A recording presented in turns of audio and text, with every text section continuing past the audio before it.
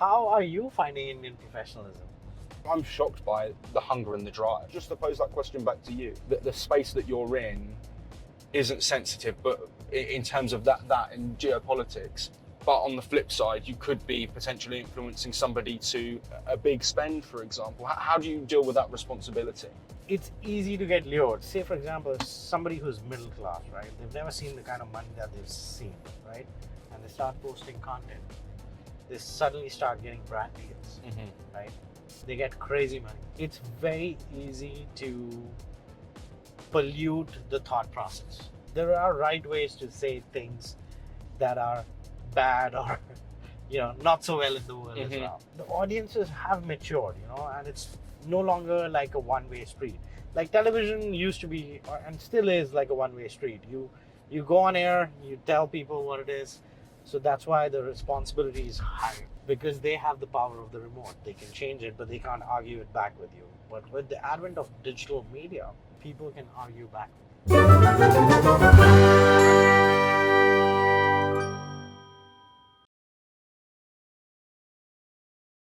What next after Jaipur? I want to travel all of it, right? I'm a bit conflicted because it's difficult because I want to go home and see my friends and family. And that was the only thing that made me question coming over here was I'm not going to see my loved ones for an extended period of time. And if I go home, I want to go home for a substantial amount of time, 10 days plus. That makes sense. And with work commitments, it means that I'm then taking away from the opportunities to travel India. I want to go back up to the mountains. I want to go down south. I want to go to Kerala, Bangalore, somewhere I want to go to.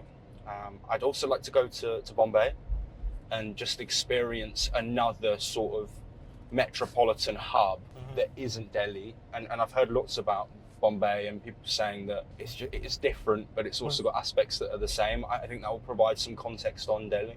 Very different. And I don't have that context, right? For me, this is all I've known. And Goa is so different to Delhi. I can't relate to another Indian city of 10 plus million people. And I think culturally, that's something I want to pick up on. Let's talk work-wise. I speak to a lot of Indian people over here. They're always looking for that Western dream, be it in the North American big continent or European professional dream. And everybody keeps on saying, oh, there's much more professionalism in the West. How are you finding Indian professionalism? I'm shocked by the hunger and the drive. In the UK, especially in, I'd say, people that are under 30, there's a lot of entitlement and there's a lot of privilege. People don't want to work low-paid jobs because they think they're too good for it. People want to go to work and then they'll come home and then that's their day done. I think the biggest factor I've seen that's sort of driving me to continue with the social media stuff alongside a job which ultimately it is stressful, is difficult, is time consuming, is the hunger of Indian people. Like, everyone has a side hustle. No one just has their job. Everyone's doing their job and then they're freelancing or they're trying to build up something of their own. And then people take that plunge, and I've met so many people that are business owners because they've had that passion, they've put the effort in to become top of their game, and then they've been able to let their talent shine. So it's inspiring and it's motivating, right? Everybody having that sort of push and that hunger. And professionalism, at least where I work, like it's professional. I deal with that on a daily basis of people putting in that work and wanting the best. We have a young team, so it takes time, and like we're all growing together, which is exciting. Comes with its down points at the same time, and I think moving into the job that I have now, I'm not one of the team. I'm more overseeing certain bits and certain editorial responsibilities as well, which, I mean, I struggled with at first. I think I'm one of these people that if you can do a job properly, like, I want to get it done. And I sometimes struggle being like, right, I've got to give you the time to make those mistakes. Correct. Because then you don't learn. This is it, right? And you don't learn. And then it's about giving people the opportunity to learn and grow and trying to help where possible. And I think that's a character development and a professional development that I've gone through. And I try to be that person that people will listen to. And if I'm pointing something out, it's not because I'm wanting to put people down. It's like, I want everyone to be better. I want us to do the best that we can. It's an exciting opportunity, and yeah, everyone's very receptive of it. Hopefully. I mean, I'm sure they're going to be now and watching then. this. Yeah. They're like, Josh. They might disagree, but Yeah. no, it's a nice dynamic. I think coming from the UK with some journalism experience as well, and stuff like regulations, we're very hot on that. Right. I have a lecturer who's actually of Bengali origin, and he was very much my mentor. He was very keen on like diversity and inclusivity, but also he taught our like journalism law module in terms of what you can and can't do and what you can and can't say. And I think he put it so deeply within my mindset that now it's like, right, we need to think about if we're defamatory, we need to think about balance. And there's a big thing I'm hot on, because ultimately it's your integrity, right? The same with you. If you're doing something with a bit of tech or with a vehicle, and you're putting your name to what you're saying, that is your reputation. Absolutely. And I think something we've struggled with at work sometimes is the team don't understand that if something's coming out of my mouth, whether I've written it or not, or if I've not had time to double check it, and I say it, that is my reputation. So that's a challenge that we've had. But you're the face of that voice. Exactly. And once you say something, it's out there and it's not going away. It can be clipped up, and within 5 minutes it can be out there. So we've got to be careful. And I think as a society, I think we're getting used to that now, right? Cancel culture and dealing with stuff like that, and being in the public domain, you put yourself to be vulnerable, but also to be questioned on what you're saying. You brought up a very interesting point over here, like not just in the Indian media context, but media in general, like globally, even in Canada, like, you can't find news on Google or on Meta because of the bill that we passed so that publishers could survive. Revenues played a huge part on how media frameworks work globally, right? Yeah. Where do you think, media went off script or, off the track, where suddenly we saw a surge of creators, surge of YouTubers, surge of digital media in such a way that, the traditional media has kind of taken a backseat, kind of taken that hit? Where did you think that pivot kind of happened? I think the catalyst was the technology. I think you had people that wanted to be in that position, but didn't have the ability to do so because the only people that had the tech were the big media companies. But I think through the advent of cheaper technology that's readily available, like it's something everyone can do. If you have a phone that can take a video, you can download a free bit of editing software that you can then use. And the exposure is also greater, right? You have so many different channels which you can reach out to. I'm not trying to offend people by saying this, but people's attention span. And I think it's something that gets thrown on younger generations because of Instagram Reels, because of TikTok in I know not in India, but in the Western world. Everybody's consuming it. Exactly. Just like, Precisely. trust me, we've seen people riding autos and just watching Reels. Yeah, this is it. And I think there's a lot of negative connotations around that of the younger generations don't have an attention span. People under 30 or people that are teenagers can't concentrate and commit to something. There might be a bit of that, but I think ultimately we're looking at a shift in the way that people consume and consume information, but also enjoy content. So that shift that we're seeing across the world, aligned with people having the ability to put their voice out there. I think there are negative bits as well, like the negative voices are the ones that are heard the loudest. You can have 100 voices saying positive things, but the one negative will stand out because it's controversial. So it's a fine line that we need to tread. And there's another question about validity of things and fact-checking things. I think that's a point where we haven't reached the tipping point of it. That will come soon, I think, when there will be misinformation. We've had issues with, in the UK, there was an attack in Southport where 3 young girls in a nursery died. And there was misinformation over that.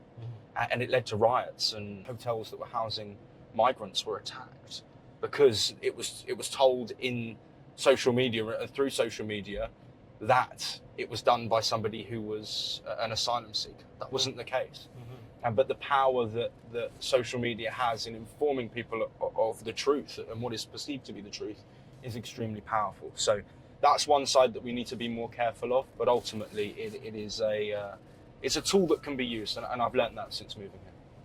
So we have to be really responsible as well, and that's the kind of filter that, a lot of independent creators do not have. Yeah, I think some content can be harmless, but when it's relating to something which could have an impact, I think that's what I quite like, the content that I do outside of work. And that's why I don't want to cross the two over.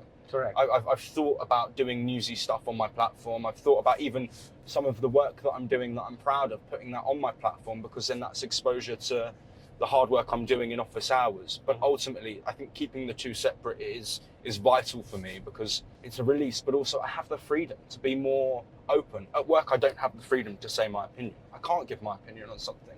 As a news anchor, you're impartial. Impartiality is key. If I've got somebody who's Israeli, talking about Israel-Gaza, for example, my job will be to question them and pose something to them. That's not necessarily my opinion, and it has to be posed in a way which is clearly not my opinion. But through my content that I'm doing, I can be honest, it can be a bit more personable and a bit more open. So that is ultimately where I'm going with that. How do you feel with that? Just to pose that question back to you, because obviously the space that you're in isn't sensitive, but in terms of that in geopolitics. But on the flip side, you could be potentially influencing somebody to commit to a big spend, for example. How do you deal with that responsibility? It's a very interesting question, like in an age where, technology has kind of democratized, content creation or information dispatch, you may put it like that. And algorithms play a huge role in terms of who's seeing what. You're absolutely right. Getting that balance is important. It's easy to get lured. Say, for example, somebody who's middle class, right? They've never seen the kind of money that they've seen, right? And they start posting content. They suddenly start getting brand deals, right? They get crazy money. It's very easy to pollute the thought process. And that is where I think a lot of self-awareness comes in. Like how you are self-aware that, hey, I don't want to do the newsy stuff. Same thing with me. Hey, let's tell both the pros and cons of it. Yeah. Without offending anyone. There are right ways to say things that are bad or, not so well in the world as well, right? And the audiences have matured, and it's no longer like a one-way street. Like television used to be, and still is, like a one-way street. You go on air, you tell people what it is. So that's why the responsibility is higher, because they have the power of the remote. They can change it, but they can't argue it back with you. But with the advent of digital media, people can argue back with you. Yes. Right? And those are the loudest voices, right? The ones that are arguing back. The comments that stick out the most. That, I think, is something that a lot of creators are struggling with. But a lot of media houses, what they're not understanding, they're still in their entitled way, and they're still kind of set in stone and doing things like the old school way. Completely. I think it's high time we should have creator news anchors. Yeah, I agree. I think there was a big thing at the BBC back home. So a lot of my lecturers are still working within the journalism industry. Some connected to the BBC, having worked for the BBC for a long time. And they were talking to us about the shift, even just in technology. And that a lot of the people there don't know how to grab a camera, go out and shoot themselves, edit it and post it. Correct. But ultimately, with the advent of a wave of people who've had social media and technology like cameras and editing software all being done from a laptop independently and remotely, very quickly those people in that establishment are either going to get the boot or organisation doesn't move forward with the times. And I think the BBC's stuck in that with loyalty. You still see a lot of the same older faces, a lot of older white faces still operating in news back home. But it's interesting to see the shift, and I think sport is one that does it really well. A lot of the sports creators now are very much social media personalities, and even the old traditional media are now moving in that direction. A lot of the old pundits are now doing the YouTube style content because they realise that's what these audiences want, and the brands and the sponsorships that are associated are also linking in with that younger demographic. It's a shift, and it will happen. I'm interested in how quickly it will happen in India. because it seems here that there still is a lot of traditional media that is successful and operating with traditional media, TV, for example. I wonder, part of me wonders if that's just the sheer volume of people. You can have 1% of India operating in that style, and it's still, what, 150 million? I think it's 15 million people. I think or it's whatever. that. I think it's that. One news anchor that everyone loves to bash in India is Piers Morgan. Mm-hmm. Your thoughts on that? I think Piers Morgan was, I mean, he's very controversial. Some of the stuff from his newspaper days, accusations, again, I can't say for certain, but there are reports and accusations that he was potentially part of phone hacking that took place in the 2000s when he was editor, I think, of News of the World. He's somebody, I think, who understands the shift in mindset and understands that you get two people arguing on your program about a contentious topic. People are going to be interested, one, because they either have a view on either side, or two, because they just want to see that controversy and those comments that can then be clipped up, that then become viral. I think he does that very well. I think him as an individual, he wouldn't be my person. I think sometimes he tries to be provocative just because, and he knows that that's the algorithm that works. I don't think his integrity in that sense as a journalist can be as trusted, just because he knows how to manipulate the modern sort of mindset and psyche around stuff like reporting on veganism or reporting on LGBTQ rights, for example, transgender rights, all of these topics which are divisive, Israel, Gaza, current geopolitics, which are important discussions. Correct. I think the way he goes about it is good for his market, but as a just straight up journalist, it's not how I would want to portray myself. But it works for him, right? Well, he's found a brand for himself. Yeah. Sure, right? I always used to tell there's a very thin line between, journalism and activism. Yeah, true. You know? And It's so interesting you say that. I was having this discussion with one of my colleagues yesterday, and we were talking about Israel Gaza. Mhm. And he's a lot stronger than I am on challenging Israeli guests that are talking about the events that are going on in the Gaza enclave. And I don't want to speak about specifics just because it's not my place to. Yeah. But we have a difference on opinion on that, in terms of he puts his personal opinion into what he's saying to challenge these guests. Mhm. I will let them have that space. And it's an interesting debate, right? Because what point do you challenge, but at what point do you go too far? And then in trying to challenge, you're almost promoting the other side to the point where you may be perceived as one side or the other in something that is contentious and something that is disputed. I think it's a tough line to sort of walk along. Very interesting insight, over there. Like, I never thought about it like that, but yeah. Man, this has become like a media debate over here. Yeah. This is what happens. But yeah, very interesting take, Josh, on the state of the media over here. Well, I hope we get some sense, we get some old school journalism back with a new flair. There are amazing people doing that as well, and I'm hoping that we will move beyond debates and controversy. Completely. I think it's so vital, and it all comes from sources, right? If you're looking at world news, you have to be relying on the source that's giving you the information. Correct.